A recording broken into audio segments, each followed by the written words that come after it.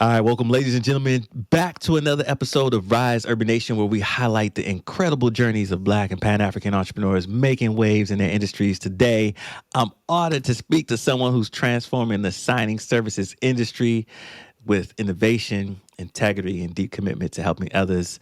Phillip Hogan, the founder and CEO of Signing Services of America.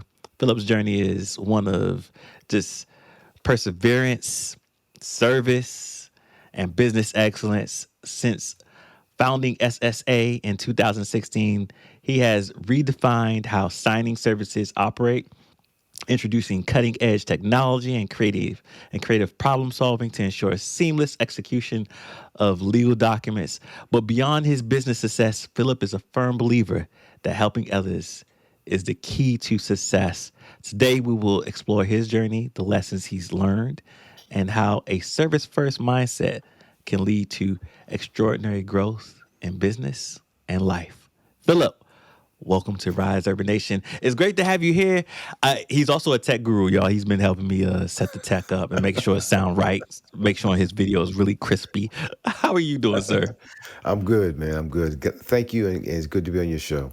And thank you for having us. Man, it's good to have you. I've not met too many Black folks in the signing industry. I think you're the first I've actually ran into. And I gotta start by asking to get to know the person behind the success. Tell a little bit about your background.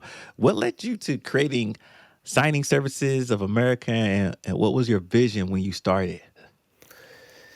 Well, in 2014, I purchased a car out of state. As a matter of fact, from California. And instead of me flying out to California to close on a deal, they sent the notary to my home with all of the documents that needed to be signed to close the auto loan. I had never Hmm. heard of that. I never heard of a traveling notary. Of course, I've heard of a notary, but never a traveling notary. So I was really impressed and wanted to learn more. And I held him hostage when we finished signing the deal. You ain't going nowhere. I need to see how you got this all started. Exactly, exactly. And so he was afraid. So he said, "Okay, I'll go ahead and oblige." No, I didn't hold him hostage, but but he did stay, and he literally laid out all the steps I needed to do. At the time, I was really interested in building a business that did not require me to go back to school. I have a master's in social work from Fordham and another master's from American Public University and public administration. So I was done with going for a formal education to make a career change. And Hmm. being a mobile notary seemed to be appealing. It didn't seem to, it took a lot to do and to learn. And so I threw myself into it and got my notary commission. He told me three things. One, you have to get your notary commission. Two, don't start advertising your services until you have your notary stamp. And three, get your notary stamp. And then Mm. and so in that order is how I proceeded. And once I got the stamp, I began marketing my business to various notary websites throughout the country, and the phone started ringing. And I didn't really know about mortgage documents other than the documents that I've signed to buy a home. But then I was representing the title company and lenders on various mortgage transactions for clients in Georgia. So I had to learn really quick. Mm. So I learned, made some mistakes, was forgiven on those mistakes, and offered the opportunity to continue working with my clients. And they appreciated my ability to learn very quickly, to reduce the number of errors that I was making and become more efficient. And as a result, my clientele grew. And then in 2015, the latter part of 2015, I landed a huge account in Clearwater, Florida, which was a national Hmm. title company. They wanted to really do more work in Georgia, but they didn't have any collaborators that they would be willing to work with. And he approached me and said, "Phillip, what do you think? Do you want to work with us? You want to help us build our brand in your state? We give you all the business you can Hmm. handle." And I said, "Are you kidding me? Let's go."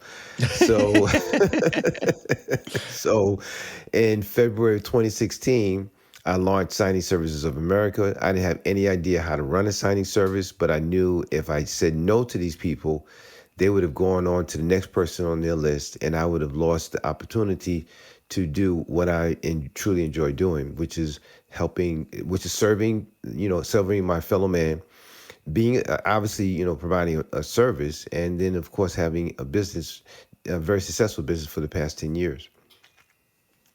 Yeah, I love that. Now, I feel like you identified a neat gap in the market with what that SSA now fills. Mm. How did you identify that gap and fulfill it? Well, the gap was identified for me by the national title company approaching me and saying, "Philip, listen, we want to establish, we want to expand our brand in Georgia, and we want to partner with you." So Hmm. that was the launching pad, if you will, for Signing Service America. Many companies, and I'm not bragging, I'm just saying that it is. Many companies don't start with the kind of revenue that I started with. I mean, literally from Yeah. day one, I had orders that was coming in, and I didn't have time to really think about anything other than let me handle this stuff. If I don't, these people gonna pull the plug and I'm screwed. And and so that's how it happened. Now, over the years, I've had to modify. I've had to learn how to scale. I've had to learn how to market my company and sell my company and deal with all of the mistakes that would eventually come up that made me into a much more better leader, a better business owner, and a better member of my community. So it started with the one deal, and then we were able Yeah. to just multiply as time went on. Man. Now, what industry would you consider yourself in? Because I know you've grown, Mhm, and I'm not sure if all the services that you offer now mhm, in the same, like, what I call it, mortgage services. mhm. And because people will also get confused by just looking at your name. They're like, signing services. Do they do sign Mhm. language? No, no, no. That's not what they do. They help you sign these documents.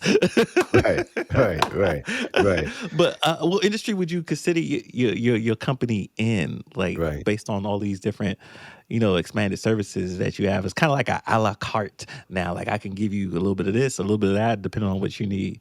Right. Well, we really serve in the real estate industry. So, and that's a great question, and thank you for asking. However, the work that we do is on the settlement side of a real estate transaction. So, for you and your listeners, when someone is purchasing a home, for an example, they're working with their realtor, all right? And then of course, the realtor, has a lender that says, okay, we're going to fill out this application and we're going to submit it to my lender, and let's just see what if your loan gets approved. Well, fast forward through all obviously the additional processes that one has to go through to get approved for a loan. The lender approves the loan. Well, at that Hmm. time is when the lender is then partners with a title insurance company or settlement service provider that begins working with the lender to settle the loan, meaning that prepare the loan for closing. And there's many things that go on the settlement side with the title insurance company that I don't want to bore you or your audience.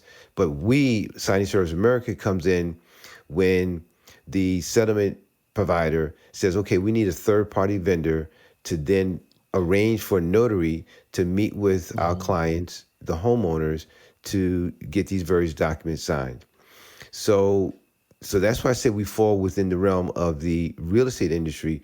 But Hmm. within the real estate industry, if you break it down, you have the mortgage side and then you have the settlement side. We're on the settlement side. Mm.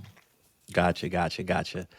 Now, I'm curious because like you, I know I went through my career, got a master's, and then somehow found myself dabbling in entrepreneurship. Mhm. Uh, you know, most people who go for a master's don't see themselves as an entrepreneur, but I don't know. Maybe you might have a different path. Did you always see yourself as an entrepreneur? When I graduated with my first master's, yes, I did, and I graduated in 2000. And the dean Mm. of the social school was the keynote speaker for our graduation ceremonies, and she challenged us and says, "Listen, it's your turn to set the bar, and you want to set it Hmm. higher than I had." And I took that very seriously, and as a result, we graduated in we graduated in May of 2000. And my first business was a nonprofit named Housing Matters of New York.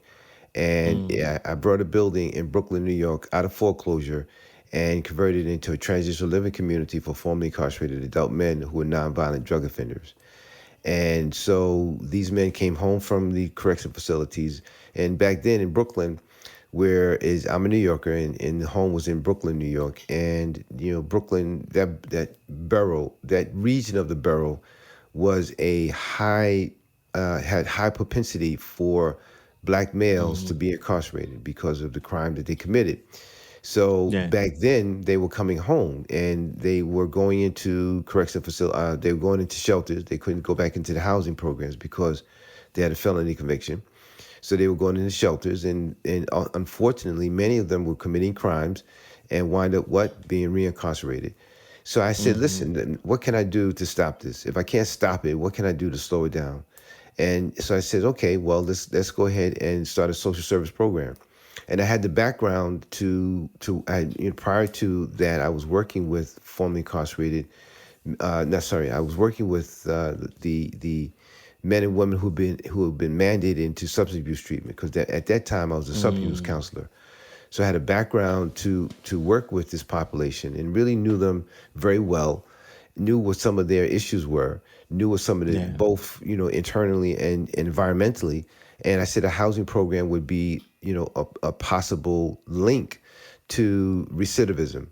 And so Mm. guess what? That's how I started signing Housing Matters of New York, and we did it for 5 years, and we were very, very successful. But I got burned out. I just, Yeah. at that time, people weren't aware that the number of men and women that were coming home from correctional facilities, I was, and had proof for, there were grants and there were grantees that Yeah.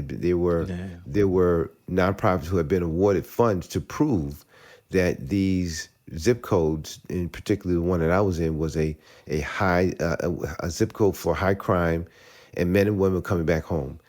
But the residents didn't want to believe me. Community boards didn't believe me. The politicians didn't believe me.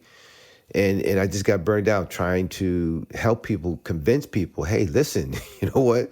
If you don't do something, these people are going to be on your front yard. And guess what? They didn't. So I couldn't get the funding I needed for longevity. And so the board and I decided to suspend services. We, closed down the program. We, were able to transfer the remaining residents into other homes of our type. And I sold the Mm-hmm. property. Mm. Thank you for sharing that. Mm, And I feel like every entrepreneurship journey takes you through different things that help you give a different lens to probably the work that you do now. Like mm, that, I think that experience was very valuable and lets mm, you see it from a different lens and different angle that most people in this business probably won't. mm. Um, by the way, I'm from New York as well. Born in Upper State, Rochester, New Okay. York. Although y'all Brooklyn folks don't claim Upper State New York. Y'all like to shame us. But raised in DC. But I'll leave that there. Um, so what I wanted to ask is building a Uh-huh. business is never Mm. easy. Right. There are always challenges. What are some of your biggest challenges you faced in the early years of SSA? Gosh, just having to do it all, right? Yeah. And long days, short nights, and we're working with a mobile workforce. We have a database of Mhm. 65,000 notaries, and the challenge was to hire responsible, knowledgeable, committed notaries. And the values of the company had not really been formulated. The focus was get to work, the focus was hiring notaries to maintain the relationship that I had with my clients, because this business is based upon, one of the elements is you have to be resourceful. If you don't have Yeah. resources, forget about it. You're not gonna get in the game, right? So not only did I gotten into the game, I had to stay in the game. So how do I work with these resources to get them to constantly produce quality work so that our clients would be satisfied? So Mhm. I really jumped into and dived into the operations of SSA. And when I say the operations, I'm talking about in the office, in regard to the scheduling Mhm. of those individuals who want to work for us. And then as I grew, and I hired people, and then I hired a scheduler who could then come in and work with me to side by side to schedule. And then as the business continued to scale, then I hired more schedulers, and then I could stop scheduling, and then I would supervise it or manage. And Mhm. then I had to get into HR, right, which was a big thing, right? Yeah. And so so that's another hat I had to wear, and I still wear. But I use I use a payroll department that really helps me with the HR stuff. So then we had to get into accounting, right? And then the volume of accounting records was huge, and so I didn't know anything about operating a QuickBooks account. So what did I have to do? First, we did QuickBooks, and then first I was the accountant or bookkeeper. And then I hired a bookkeeper, and Yeah. thank goodness I did. That was one of the best things I could have done. So, so, so forget Me about it, too. man. I second that notion, especially a bookkeeper and an accountant to do the taxes. Because once these Yes, tax season came around, like I know it costs a little bit, folks, but it is worth the it's investment. worth it. Like, It oh does. man, it saved me so many fees and Hmm. headaches, just Hmm. to know that it was done right. As a entrepreneur, right, with the with the company has scaled, I found that I cannot do it all, right? And the success, part of the success has been the ability to delegate, and then to know Mhm, what needs delegation, right? mhm, And so I had to train myself to do just that, to find mhm, people, interview people, hire people, may they be vendors, may they be employees of the company, it didn't matter. But I had to make the decision to delegate, and then and then hold these people responsible by monitoring them, right? So like with the bookkeeper, when she first came aboard, she was doing her thing, and then I found out you were making mistakes because you really didn't understand our system. So then I said, well, mm, Phillip, it's not so much as about her doing the bookkeeping. She's got to understand how you make money, mhm, and so then we devised a meeting weekly. We review the books, we review the bank accounts, we review the transactions, and then then she started generating significant reports, like outstanding account receivables, and so that was very, very important for us because we invoice 30 days, and we expect to be remitted and within those 30 days. Well, we find out that mhm, sometimes people weren't remitting until 60 days or 90 mm. days. And but that's the breadth of detail that we had to create within the accounting Mhm. department. So we not only are making sure that we're paying our creditors who are the vendors, but we also are collecting on the invoices that we invoice to our clients. Yeah, and for those who listening, like when you get in further to the business of things, that can really disrupt cash flow. When you're talking about 60, 90 day Hmm. payments, Hmm. and that's something, once you get further in, and some of people might listening to this know exactly what we're talking about. Speaking of holding people accountable, one thing that I admire about like going through your site and so forth, that you also empower people in the family. I saw that. If I'm not, correct me if I'm wrong. I could have sworn I seen the son on there, Yes. doing his thing too. Yes. Yes. Yes. so Yes. so I grew how up did in you get family him into the business. business? How did I get him into the business? And we just had a conversation, and I said, this is what I got, and what do you think? And he came in and he says he didn't know anything about the business, but he's my son, and obviously I love him and we love one another. And I thought this would be a really great opportunity for me to pour into him in another way, and he Hmm. can be involved in something that I think can really be very positive, lucrative, and rewarding for us. And then Yeah. finally, I grew up in a family business and worked side by side with my father for many, many years. And so the lessons that I learned today were taught to me during those special moments of, Mm, when I was with my father and we were working. And so, and my family, the family business was often the centerpiece at the table, if you will. And we would sit down. Obviously, we would eat, but the conversations, the topics, the plans were devised based upon the needs of the business.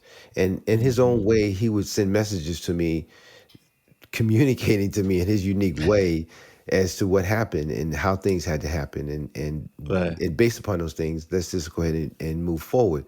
So I developed a very special relationship with my father, and I wanted to experience the same thing with my son since I had a business, and it's worked. As you see, he's in the videos, and he is the operations manager, and mhm. so he makes the day to day decisions that I no longer need to make. Yeah, love that, love that. Your man is wear many hats in the business, and I feel like you're not just running a business; you're also innovating in this space. SSA has partnered with Salesforce to create groundbreaking technology. Can you talk a little bit about how that came about and how it's changing the game? Yeah, I appreciate you have read our website, and yes, we are integrated with Salesforce. And what that means is that when a client, Salesforce is a very powerful CRM, very, very powerful. And it allows individuals to use it not only as a CRM, but also as a scheduling tool. So the Mm, client that we have is using Salesforce as a scheduling tool. And mhm, so we went to our developers. And when I was approached with the opportunity to work with this client in Salesforce, I went to our developers. Hey, listen, we got a great opportunity here to build an API that would integrate with Salesforce. And they thought it was a really great idea. So we did what we needed to do to build the integration, which was meeting, planning, nice. discussing, testing, until the point that it finally the integration was complete. And now this client can send us orders, and we were able to receive it's a bilateral communication, if you will. And so we can not only they can not only send orders, but they can also push the documents through the integration. We can get the docs, and when those documents are complete and ready to be returned to the signer, we can push them back to our client, and it's all in a secured, encrypted environment. Yeah, I love that. So many different layers to.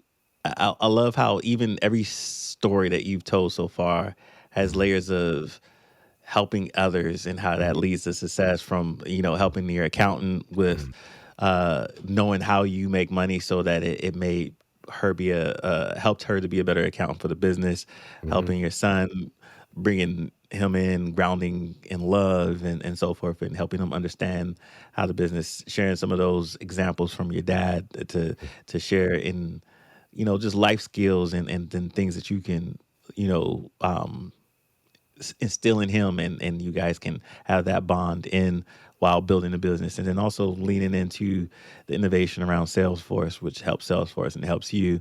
mhm, Your journey just proves that helping others leads to success. Can you mhm. talk about the role service and relationship building have played in your business growth? Well, relationship building is it's the this side of the business, the settlement side, is really based upon relationships. It's all about relationships, right? Mhm. And you develop a relationship with someone, and that they're willing to give you business, and based upon your response and your ability to provide their needs, then what happens? Then the trust grows, right? And the Mhm. expectations are met, and then the satisfaction is met, and then the comfort is met, and then the reassurance that they get, because every time they call upon us, we deliver just as good, if not better, than the last time. To the point where we have had clients who have moved from one company to another company, and each stop along the way, they have said, "Listen, we want to work with Signing Services of America." And to the point Mm. where there's one company, and there's one gentleman in Texas has moved literally four different locations, and every location he's taken us, he has moved to, we are there, and that's because we have a relationship, and it's a trusting relationship, and we've worked very, Yeah. very hard to develop that. And so the other element is, I'm about being of service, right? It's a huge Mhm. part of my makeup, and I enjoy being of service. And this business allows me to be of service to so many people, to the notaries, to our clients, to our client representatives, to my staff, right? And to our vendors. right? And so it doesn't stop. I think it's important that you be of service, and what you do comes back to you. What you do for people can come back to you, and it may not come back in the form way that you have given, but it doesn't really matter because the goodness is going to come back to you. But you have to open your heart to be of service to Mm. people, and not do it for any return, any expectations in return. Man, I love that. I love that. You might have to, with all this business that you keep getting and they keep traveling, you might have to open up some satellite offices soon. You might be the new Berkshire Hathaway around here. um, I'm curious. What's your philosophy on leadership and service in business? I come from an organizational development leadership background, and I've always been a servant leader in how I approach my philosophy to business. But I'm curious to see what's your philosophy on leadership and service in business. Well, my father taught me something, and he was a cop, and my parents came out of Harlem.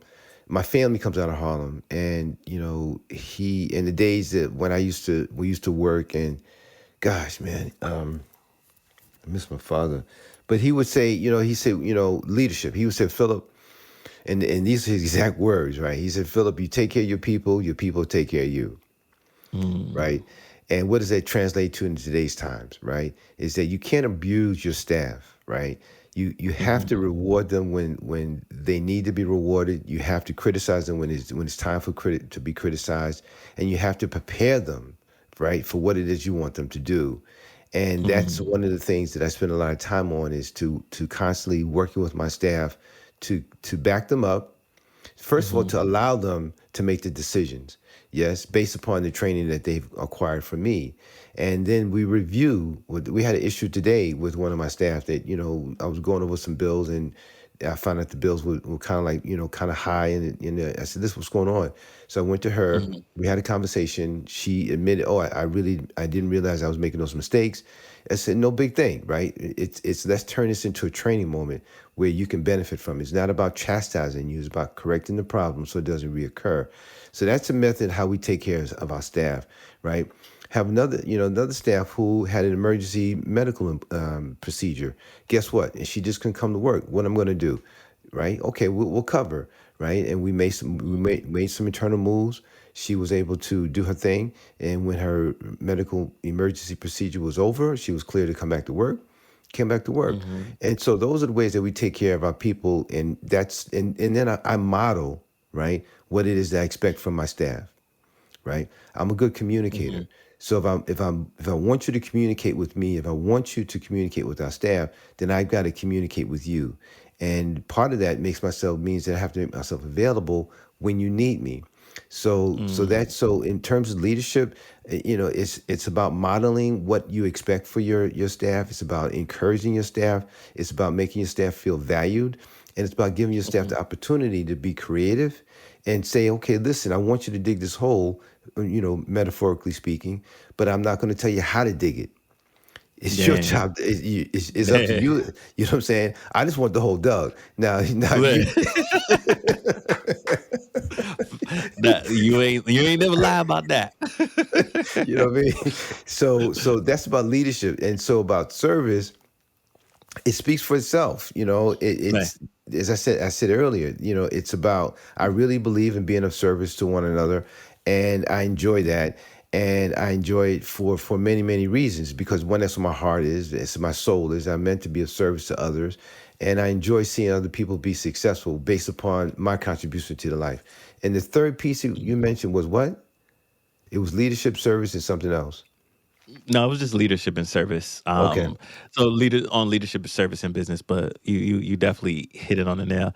I was just thinking, when you were talking about, I'm not going to tell you, how to dig the hole. I just want the whole Oh, Doug. dug. And so I was just having this conversation with a colleague Uh, earlier today mhm, who's a leader in the company, and they was having trouble with a staff member, mhm. and I said, listen, like they was like, how do I tell the staff to do this X Y Z? I was like, I think you just give them the goal that you want to get to, Yep. because if you start down this path of telling them to do X Y and Z to get to that goal, they may not. do it to Hmm. your action plan best to the best of their abilities, because that's probably not how they wanted to get to the goal, That's right. based on their skill set and so forth. And then Hmm. all they're going to do is come back and say, "See, this is why I didn't want to do it that way, because Hmm. it doesn't work." So if you have them come up with their own plan, and you hold them accountable to the plan, and then Hmm. say, "This is the goal I want to get. I don't care how you get there. I'll support you in getting the goal." Then they're going Hmm. to work their own plan harder than they'll work your Your plan, plan, because yes. it's something that they came up with to get to the Mhm. goal, and they'll Right. be more passionate and driven to fulfill a plan that they came up with. Right. And And so, then uh, and then that's a great, I love that analogy, and and because I've seen it, right? And you've seen it, right? And it's about getting people to buy in. mhm, I'm fiercely loyal, and I demand loyalty from my staff, and I'll give it. Not I will. I do give it. And as a result, they feel it. We had a staff member out, and another staff member stepped up and said, "Philip, I got your back." He said, what do we need to do? It wasn't a question of, oh, okay, well, let me think about it. It was like, I got your back, and we'll get through this, right? mhm, And that's because the loyalty has been given to both, she to me and I to her. mhm, And so staff enjoy, working for Signing Services America. We have staff that have worked with Signing Services America for 4 years, going on her fifth year. And we're really proud of that. In the 9 years, we have hired over 36,000 notaries, and we mhm, have scheduled over 1 billion in various real estate transactions. And we haven't gotten those things done just because we are a name of Signing Services America. Is because there are people, because people they come to work and they feel like they are appreciated. yeah, And many times, friends, family members have these great jobs, but they don't feel appreciated. you know mhm, and it's important to make for staff to feel like, okay, when I'm coming to work, I feel like I'm valued. And that's something mhm. my father has taught me. Yeah, something my mom and folks taught me as well. Go where you're appreciated, not just where you're tolerated, right? And I Boy. think people thrive in work environments like that. And you not only do that for your clients, you do that for your employees too. So, like, I'm over here like, man, I wish I worked for Philip when I was younger. I would probably had a better career trajectory or a different career trajectory. Also, I love that SSA isn't just another signing services. You're like creating a true partnership with your Hmm. clients. Hmm. um how do you how do you really ensure that your company goes beyond just being a transactional businesses? What are those little things that you do? Well, it first starts with, once we get a new account, right? We do what's called an onboarding session, right? My Mhm, staff and leadership of my company are meeting with the decision makers of the new client. And at that time, everyone is having a conversation about what are the needs, and how can we fulfill those needs. And mhm, based upon that, then I'll meet with my staff and say, okay, listen, these are the things that have been outlined to us, and here's the plan of attack that we want to present to the client to address those pain points. And it's very, very important that, here it goes back to my skills as being a social worker working in the social service community, where I have mhm, very good listening skills. Right, it's really mhm, critical especially in the earlier days, to be able to tune in to listening to what your client is saying, or matter of fact, what they may not be saying, right? And then mhm, as a result, now you compile, like I said, this plan of action, present it to the client, and then they accept it or deny it, or we modify it, whatever. And then we finally come up with a game plan, and then they'll start sending us the orders. So in this onboarding session, I'm working with my team to understand layout. Okay, this is the client. This is the kind of mortgage products they're sending us. This is the environment that they're sending us, and these are some of the pain points that they've addressed. And most of the pain points have been maybe poor communication, mhm, maybe unreliable, right? Maybe the hours aren't accommodating or aren't mirroring the hours of our clients. One of the things that we really do good is that we mirror our clients. Whatever your needs are, we're mhm. going to provide. We're going to give them to you, right? If you're open Yeah. 7 days a week, guess what? We're going to be open 7 days a week. You know what I mean? And Okay. so, you know what I mean. And so that's how it starts. And Mhm, and once the orders start coming over, now what we have is we reaching out into our database of qualified notaries, and we help them understand. Hey, listen, we got a new account. These are the expectations, yada yada yada.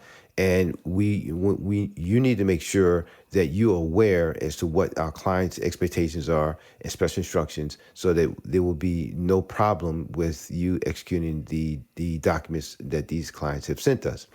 And then the other thing that I've started doing is that we actually have weekly training sessions with our notaries, and it's a Zoom call, free Zoom call. We jump on for an hour. Notaries around the country will join on, and they're able to ask me questions specifically related to doing work for my company. We don't get into what goes on with the industry wide. We only deal with specifically what goes on with the SSA, so that the notaries are knowing, they're buying into, right, the team concept.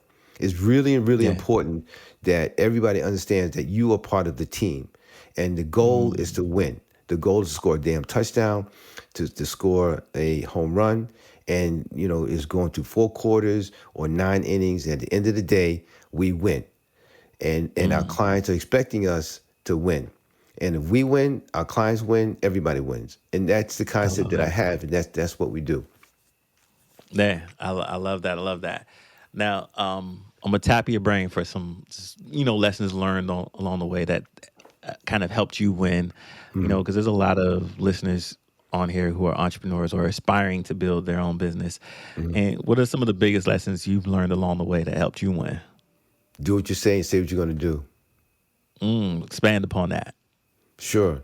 So if you say that and okay, as to say, if I tell a client that, well, we're open, well, let me just, in fact, so we had a new client, and West Coast client, and we're East Coast. We're out of Atlanta, Georgia, and they're open until we were open. Let's see, it's 3 hour difference. So we had to stay open to meet with the needs of our client, right? That meant that I Hmm. had to put a second shift in place, had to have staff to come in and be able to Hmm. work throughout the evening to this particular client closed, right? Hmm. So when I said we can do it, meaning that we can do it to the client, I said, okay, we can do it. We can meet you, right? Hmm. Then I had to go, I had to come back into my shop and really get staff in place to Hmm. do what I said I could do. Now, can you just imagine the client, start sending us orders, at 6 o'clock and or 9 o'clock, and we're done, we're out. And I say, wait a minute, you told us that you would be open to accommodate our Hmm. hours, right? What Yeah. happened? So what happens is that the trust is lost, Yeah. right? Because these deals, there's money on the table. You have the lender, Hmm. you have the homeowner, you have all the other agents and vendors that are responsible for getting this transaction to this point, and everybody wants to be compensated for the closing. So if these Hmm. files aren't executed correctly, then the closing can be adjourned, or it won't happen, and everybody loses money, and nobody wants to lose money. So that's one thing. Do what you say and say what you can do. If you can't do it, tell people, listen, I can't do it at that time, but I tell you what, Hmm. this is how I can, or I may know somebody else. But don't sell people a pipe dream, because then it's just going back to bite you. Yeah, love that. Love that advice. I look at you, you've been somebody who, especially with SSA, been able to scale their business. Hmm. And, for entrepreneurs struggling to scale their business, what's one practical thing that they can do today that you can give them as some wisdom on how to scale? Sure. So you want to take your time, right? And you want to take your time, and don't take on more than what you can handle, right? Mm, Because it's real easy. It's I understand the desire wanted to scale. I understand the desire want to have a 7 figure business, right? mm-hmm, But if you if you haven't prepared yourself and your business to bring on new business, when it mm, comes, it could bury you, yeah. right? And so, it's best to build the infrastructure so that when it's time to scale, you either have the capacity to have the help that you need, or you have the resources that will allow you to handle that new business. That may mean, reaching out to a competitor and say, hey, listen, you know Mm-hmm, what? let's make a deal. This may sound kind of crazy, but let's make a deal. And you sit at the table and you make a deal. And the deal could be, well, listen, I'm gonna give you this X amount of business in return. This is what I'm looking for. And and then hopefully when my business gets to the point that I can take it on, I get it back. You know what I mean? And but you have to be willing to be creative. You have to be willing to be honest with yourself and ask yourself, listen, am I really prepared to take on all this new business right now? And if you're not, I love. then then it doesn't mean you can't do it. It just means you have to look. You know what I've learned? I've learned that it doesn't always have to be the way I see it Mm, for it to click, right? I yeah. just have to sometimes pull back a little bit, take a panoramic view, and look at things a little differently, and and then more information becomes visible, and then I can make a different decision that would give me the same outcomes, but it's just a different approach. Yeah, and then I've seen both sides of that coin of people thinking that scaling more is going to really help their growth and success in business, but it really Hmm. doesn't, and they Hmm. get buried by it because, Hmm. and they end up declining because they try to take on more than what they can chew, Hmm. and they could be accountable for, and then they start to get a bad reputation, trust, all Hmm. that good stuff, and it takes them a long time to climb out of that hole, and so I love that you really brought that to highlight. Now, I don't do the Joe Rogan type podcast, so I want to wrap us up here by, Okay. you know, I, it's been such an insightful conversation. I'm trying to figure out like what's the best way we can kind of end the conversation and really highlight your journey, which proves that success is built on service, innovation, and perseverance. Um, so I would guess, let me say this, but before we wrap up, where can our Hmm. listeners connect with you and learn more about signing services of America? And then any parting words of advice or wisdom that you want to share to our listeners? Hmm. Sure. Signing Service America. You can find us at www.signingservicesofamerica.com. That's www.signingservicesofamerica.com. That is our website. Scroll down to the bottom. There's a consultation form. Please fill it out. It comes to me, and I'll contact you. And I would love to learn more about how we can work with you or answer any questions or concerns that you have. In regard to your second question, is really, is really building a pacing yourself, right? And pacing yourself and allowing yourself to make not allowing yourself to make mistakes, but don't beat yourself up for the mistakes that you Hmm. made, right? I became the successful entrepreneur because I made some mistakes, but also recovered from those mistakes. And one of the things I'm encouraging you to do is that if you've made a mistake, you look at yourself and say, okay, what went wrong? You begin to ask yourself the million questions, and based upon those answers, you devise a plan to prevent you from doing it again, and don't do it again, right? Hmm. Because you've learned from the mistake before. Like you said, you put your hand in fire, you're going to get burnt. So what do you do in the future? You don't put your hand in the fire, right? There's a story about a boy. There's a story about the boy in the hole in the street, and there's many Right. chapters. But the chapter, the significance here is that he first worked down the street and he fell in the hole, and then the final chapter of the final stance of the poem is that he walked down another street. And that's the way you have to look at life and business. You don't continue to go down, do the things that you once did and didn't get the things that you want. You back up and you reassess, Hmm. and then you come at it at a different angle because now you've learned. And that's the thing that I've learned. And the biggest thing, an example of that, and this Hmm. is a true story, that I lost an account that was sending us tons of thousands of dollars of business a month, thousands of dollars, right? I lost that account. And why did I lose it? Because I put my trust in something or someone, Hmm. and they took advantage of it. So what I learned to Yeah. do, that if I give you my trust, then I'm going to first develop a process for you to Hmm. develop that trust in that individual. And then when I give it to you, then I feel much more confident that are worthy of my trust. And guess what? As a result of making that decision, it's been a game changer for my business. I love that. I love that. Thank you for that advice. That's some good advice. Mm. Um, Before I close, I gotta ask you. Okay. I need your prediction. Okay. Speaking of somebody who's a homeowner and would like to invest in another property in the future, and I don't want to make the mistake of missing out. Are we gonna see? Is Do you predict we'll see 2.73% interest rates ever again? You know, it depends. It depends. Come on, bro. I need that. I need that It, again. it depends. It That was a depends. good time in America. It sure was. It was a real good time. It was It a was a real good good time. time. Yes, it did. Oh my gosh, but it depends. There's a lot of things going on. There's a lot of things that have to happen, bad things for I think for us to see that kind of low interest rate again. The Feds are really monitoring the economy, and they're monitoring a lot of things. And I don't want to be too focused in this conversation here, but I will. Okay. I will say that it just depends upon a number of variables, Uh-huh. and that just get ready, Okay. Just get ready. All just right. get I'm gonna ready. get ready. I'm gonna. When it's time to strike, then you're ready to strike. Get Okay. ready. All right. I'll take that advice. I'll take that advice. Yeah. Philip, my brother, thank you so Yes. much for sharing your wisdom and Mhm. your story with us. And to Mhm. our listeners, if you're inspired by today's episode, make sure you subscribe, share this podcast, and leave a review. Let's continue to uplift and support Black entrepreneurs as we rise together. This is it for this episode of Rise Urban Nation podcast. We see you next time. Peace.